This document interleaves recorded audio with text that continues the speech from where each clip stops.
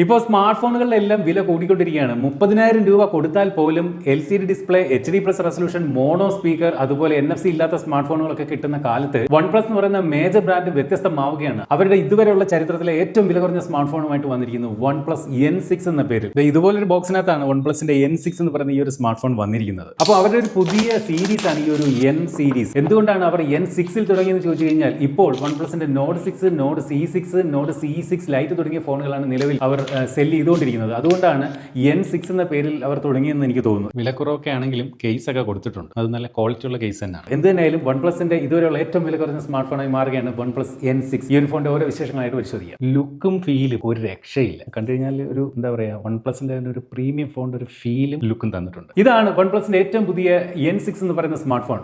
ഇത് ഇവരുടെ flagship ഫോണായിട്ടുള്ള OnePlus 15. ഞാൻ കഴിഞ്ഞ കുറച്ച് ദിവസങ്ങളായിട്ട് ഇപ്പോൾ സിം കാർഡ് ഇട്ട് എന്റെ പ്രൈമറി ഡിവൈസ് ഈ ഒരു OnePlus 15 ഞാൻ ഉപയോഗിക്കുന്നു. ഓക്കെ, ഇത് തമ്മിലുള്ള കാഴ്ചയിലുള്ള സാമ്യത ഉണ്ടല്ലേ. ഈ ഒരു OnePlusന്റെ ഏറ്റവും വില കുറഞ്ഞ സ്മാർട്ട് ഫോൺ ആയിട്ട് പോലും അവരുടെ ഫ്ലാഗ്ഷിപ്പ് ലെവൽ സ്മാർട്ട് ഫോണുകളുടെയൊക്കെ ഒരു ലുക്ക് തന്നെ എന്തായാലും ഈ ഒരു ഫോൺ കൊടുത്തിട്ടുണ്ട് എന്നുള്ള കാര്യത്തിൽ സംശയമില്ല. അതുപോലെ ഇതുവരെ ഉണ്ടായിരുന്ന OnePlusന്റെ ഏറ്റവും വില കുറവുണ്ടായിരുന്ന സ്മാർട്ട് ഫോൺ എന്ന് പറയുന്നത് OnePlus Nord CE Lite series ആയിരുന്നു. അത്തരത്തിലെ പുതിയ സ്മാർട്ട് ഫോണാണ് OnePlus Nord CE6 Lite എന്ന് പറയുന്നത് ഈ ഒരു ഫോൺ. അതിൽ നിന്നും കാണാൻ കുറച്ചുകൂടി ഗെറ്റപ്പും ലുക്കും ഒരു പ്രീമിയം ലുക്കും ഒക്കെ കൊടുത്തിരിക്കുന്നത് എന്തിനായാലും N6 എന്ന് പറയുന്ന സ്മാർട്ട് ഫോൺ ആണെന്ന് പറയാതെ വയ്യ. അതുപോലെ ടെക് രംഗത്തുള്ള ചിലരൊക്കെ പറയുന്നുണ്ട് ഈ ഒരു ഫോൺ റിയൽമിയുടെ P4R എന്ന് പറയുന്ന ഫോണിന്റെ ഒരു റീബ്രാൻഡ് ചെയ്ത് ഇറക്കിയതാണെന്ന് പറയുന്നുണ്ട്. പക്ഷേ ഞാൻ ഈ P4R നിങ്ങളെ വീഡിയോയിലൂടെ പരിചയപ്പെടുത്തിയതാണ്. അപ്പോൾ P4R ഞാൻ യൂസ് ചെയ്ത് നോക്കിയതാണ് ജസ്റ്റ്. ആ P4Rനേക്കാളും ഫാർ ബെറ്റർ തന്നെയാണ് എന്തായാലും ഈ ഒരു ഫോൺ എന്ന് പറയേണ്ടി വരും. മാത്രമല്ല രണ്ടിന്റെയും പ്രോസസർ തമ്മിലൊക്കെ ചെറിയ വ്യത്യാസമുണ്ട്. ഇതിന്റെ ബാക്ക് ഒക്കെ കണ്ടു കഴിഞ്ഞാൽ ഒരു ഗ്ലാസ് ബോഡി ആണെന്ന് നമുക്ക് തോന്നും. ഈ ഒരു OnePlus 15ന്റെ ഒക്കെ ബോഡി ആയിട്ട് നമ്മൾ ആ ടച്ച് ചെയ്താലൊക്കെ അതേ ഒരു ഫീൽ തന്നെയുണ്ട്. പക്ഷേ പ്ലാസ്റ്റിക് ബോഡിയാണ്. ഫോണിന്റെ ബാക്ക് ഒരു മാറ്റ് ഫിനിഷ് ആയതുകൊണ്ട് തന്നെ നമ്മുടെ ഫിംഗർ പ്രിന്റ് ഒന്നും ഇതിനകത്ത് പതിയില്ല.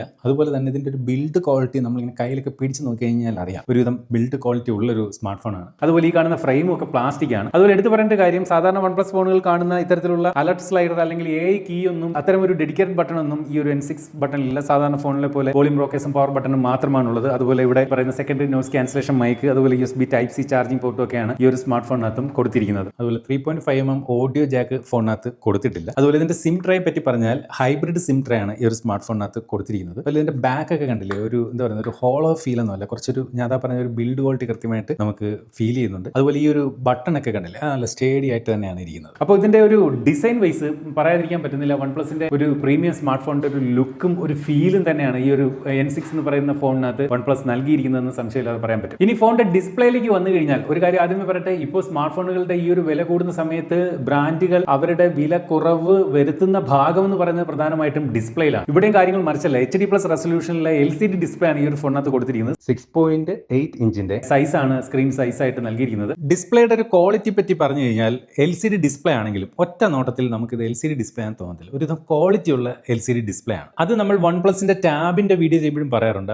ആ ഇവരുടെ ടാബിനകത്ത് ഈ പറഞ്ഞ പോലെ LCD ഡിസ്പ്ലേ ആണെങ്കിലും LCD തന്നെ പല ടൈപ്പ് ഉണ്ട്. ചിലത് ഈ വ്യൂയിങ് ആംഗിളൊക്കെ നോക്കി കഴിഞ്ഞാൽ സൈഡിൽ നിന്ന് നോക്കിയാൽ വളരെ ശോകമുള്ള LCD ഡിസ്പ്ലേ ഉണ്ട്. പക്ഷേ ഇത് അങ്ങനെയല്ല, കുറച്ച് ക്വാളിറ്റി ഉള്ള LCD ഡിസ്പ്ലേ തന്നെയാണ് കൊടുത്തിരിക്കുന്നത്. ഫോണിന് ചുറ്റുമുള്ള ബെസലിനെ പറ്റി പറഞ്ഞു കഴിഞ്ഞാൽ നോക്കി, ഈ കാണുന്ന 3 സൈഡിലും വലിയ ഓവർ ബെസലൊന്നുമില്ല. പക്ഷേ താഴെ കണ്ടില്ല, ഒരു അല്പം ആവറേജ് സൈസുള്ള ഒരു ബെസലാണ് ചിന്നായിട്ട് ഇവിടെ താഴെ വന്നിരിക്കുന്നത്. LCD ഡിസ്പ്ലേ ആണ്. അതുപോലെ HD റെസൊല്യൂഷനേ ഉള്ളൂ. അതുകൊണ്ട് തന്നെ യൂട്യൂബിനകത്തൊന്നും HDR വീഡിയോ പ്ലേബാക്ക് സപ്പോർട്ട് ഒന്നും ലഭിക്കില്ല. ഫോണിനകത്ത് ഈ പ്രൈസ് പോയിന്റ് ആയിട്ട് പോലും സ്ക്രീൻ പ്രൊട്ടക്ടർ ഒക്കെ ആൾറെഡി പ്രീ അപ്ലൈഡ് ആയിട്ടാണ് വരുന്നത്. ഈ ഒരു ഫോണിന് 120 ഹെഡ്സിന്റെ റിഫ്രഷ് റേറ്റ് കൊടുത്തിട്ടുണ്ട്. അതുപോലെ 1200 നിറ്റ്സ് ആണ് ഇതിന്റെ ഒരു പീക്ക് ബ്രൈറ്റ്നസിനൊന്നും അതുകൊണ്ട് തന്നെ യാതൊരു കുറവില്ല. ഔട്ട്ഡോർ വിസിബിലിറ്റി ഒക്കെ നല്ല പക്ക ഈ ഒരു സ്മാർട്ട് ഫോണിനകത്ത് കിട്ടും. അടുത്തായിട്ട് പെർഫോമൻസ് സൈഡിലേക്ക് വന്നു കഴിഞ്ഞാൽ, ഈ ഒരു സ്മാർട്ട് ഫോൺ OnePlus പുറത്തിറക്കുന്നു എന്ന് കേട്ടപ്പോൾ തന്നെ ഒരുപാട് പേർ പ്രതീക്ഷിച്ച ഈ ഒരു ഫോണിന്റെ പ്രോസർ എന്ന് പറയുന്നത് MediaTekന്റെ Dimensity 6300 എന്ന് പറയുന്ന പ്രോസറാണ്. അണ്ടർ 20,000 ഫോണുകൾ മിക്കപ്പോഴും കാണുന്ന ഒരു പ്രോസറാണ്. പക്ഷേ ഇതിനകത്ത് MediaTekന്റെ Dimensity 6350 Apex എന്ന് പറയുന്ന ഒരു പ്രോസറാണ് കൊടുത്തിരിക്കുന്നത്. ഈ പറയുന്ന 6300ക്കാളും കുറച്ചുകൂടെ ഒരു ബെറ്റർ ആയിട്ടുള്ള ഒരു പ്രോസർ തന്നെയാണ് എന്തായാലും 6360 Apex എന്ന് പറയുന്ന പ്രോസസർ. നമ്മൾ ഈ ഒരു ഫോണിന്റെ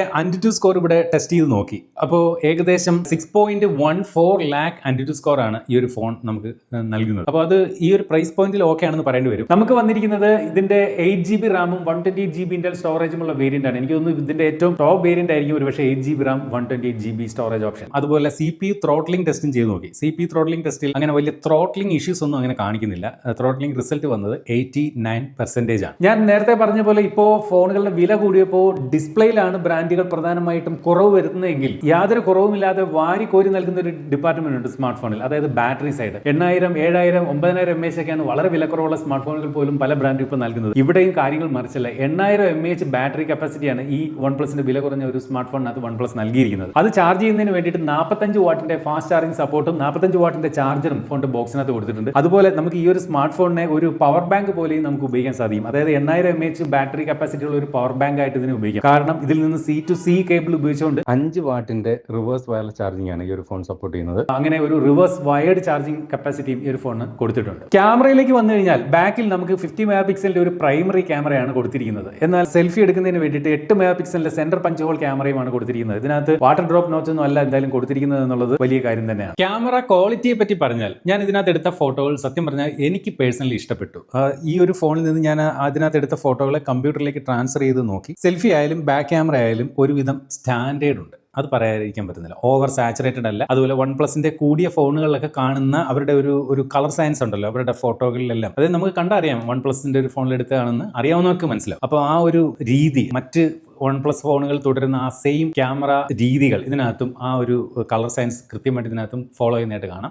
നല്ല ഫോട്ടോകളാണ്, തരക്കേടൊന്നും പറയാനില്ല, നല്ല ഫോട്ടോകൾ തന്നെയാണ് കിട്ടുന്നത്. മാത്രമല്ല എടുത്തു പറയേണ്ടതിൻ്റെ ഒരു HDR എഫക്റ്റ് ആണ്. ഈവൻ സെൽഫി ഇത് ഈ കാണുന്ന ഫോട്ടോ ഉണ്ടല്ലേ, ഞാൻ സണ്ണിന് അഭിമുഖമായിട്ട് നിന്നെടുത്തൊരു ഫോട്ടോ ആണ്. എന്നിട്ടും ആ ബാക്കിലെ ക്ലൗഡ്സ് ഒക്കെ നല്ല പ്രോപ്പറായിട്ട് വിസിബിൾ ആവുന്നുണ്ട്. അത് സെൽഫി ക്യാമറ ആയിട്ട് പോലും. അതുകൊണ്ട് തന്നെയും ഇതിന്റെ ക്യാമറ ഡിപ്പാർട്ട്മെന്റ് കൊള്ളാം. ഈ പറഞ്ഞ പോലെ വൈഡ് ആംഗിൾ ക്യാമറ ഇല്ല, പക്ഷേ ഈ കാണുന്ന പ്രൈമറി ക്യാമറ ഉണ്ടല്ലോ ബാക്കിൽ, അതൊരുവിധം നല്ല ക്വാളിറ്റി ഫോട്ടോകൾ തന്നെയാണ് തരുന്നത്. വീഡിയോ ക്വാളിറ്റിയെ പറ്റി പറഞ്ഞു കഴിഞ്ഞാൽ നമുക്ക് ക്വാളിറ്റി വലിയ കുഴപ്പമില്ലെങ്കിലും ഇതിനകത്ത് ഈ ഒപ്റ്റിക്കൽ ഇമേജ് സ്റ്റെബിലൈസേഷൻ ഒന്നും ഇല്ലാത്തതുകൊണ്ട് തന്നെ ബാക്ക് ക്യാമറ ആയാലും ഫ്രണ്ട് ക്യാമറ ആയാലും നമ്മൾ നടന്നുകൊണ്ട് വീഡിയോ ഒക്കെ ഷൂട്ട് ചെയ്യുമ്പോൾ നല്ല ഒരു ഷേക്ക് ഫീൽ ചെയ്യും. ആ ഒരു ഷേക്ക് ഒഴിച്ചു നിർത്തി കഴിഞ്ഞാൽ ക്വാളിറ്റിക്ക് വീഡിയോയിൽ വലിയ പ്രശ്നമില്ല. എന്തായാലും ഫോട്ടോകൾ അടിപൊളിയാണ്. ഇതിന്റെ ക്യാമറയിൽ നമുക്ക് 4K റെസൊല്യൂഷൻ സപ്പോർട്ട് ഇല്ല. ബാക്കിൽ ഫുൾ HD 60, ഫ്രണ്ടിൽ ഫുൾ HD 30 FPS വീഡിയോകളേ ഉള്ളൂ. അപ്പോൾ 4K എന്ന കാര്യം ഈ ഒരു ഫോണിനെ സംബന്ധിച്ച് ഇല്ല. സോഫ്റ്റ്വെയർ സൈഡിലേക്ക് വന്നു കഴിഞ്ഞാൽ നമുക്കറിയാം ഇപ്പോൾ വരുന്ന പല സ്മാർട്ട് ഫോണുകളുടെയും യൂസർ ഇന്റർഫേസിൽ വേറിട്ട് നിൽക്കുന്ന ഒന്നാണ് ഓക്സിജൻ OS. ഒരുവിധം ക്ലീൻ ആണ്, ക്ലിയർ ആണ്. ഇവിടെയും ഈ ഒരു വിലക്കുറവ് ഉണ്ടായിട്ട് പോലും ഒരുപാട് ബ്ലോട്ട് വേസുകളൊന്നും എന്തായാലും വൺ പ്ലസ് ഈ ഒരു ഫോണിനകത്ത് കുത്തി നിറച്ചിട്ടില്ല. എന്നാൽ ബ്ലോട്ട് വേസ് ഇല്ലേ എന്ന് ചോദിച്ചാൽ ഉണ്ട്, പക്ഷേ പ്രീമിയം ആപ്ലിക്കേഷൻസ് ആണ് വളരെ കുറവാണ്. ഇൻസ്റ്റാഗ്രാം, ലിങ്ക്ഡിൻ, അതുപോലെ ഫേസ്ബുക്ക്, അങ്ങനെ